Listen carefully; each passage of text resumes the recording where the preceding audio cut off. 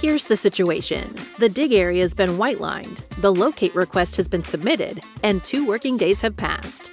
So you might be wondering, what happens now? We'll let Taylor explain. Taylor is an excavator for a local construction company here in Lawrence, Kansas. Her company has been hired to install a sprinkler system, a deck, and a fence at this lovely home. She's already taken care of all those preliminary steps. Now it's time to dig, right? Well, almost. Even though there are flags in the dig areas, that only tells her that some utility companies have sent out locators.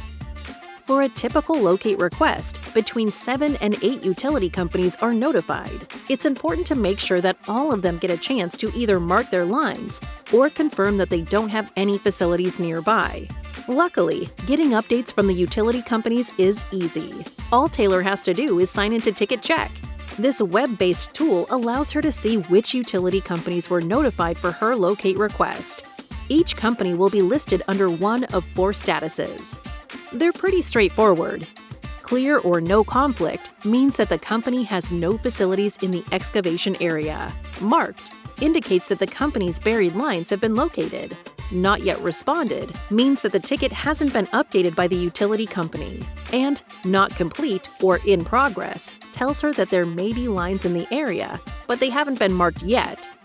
It looks like Taylor is good to go on this ticket, which means now she can start digging. The colors of the flags or paint let Taylor know which types of utilities are underneath. She makes sure that these markings stay in place and remain visible throughout the duration of the project. Taylor is careful to avoid digging within 24 inches of marked utilities.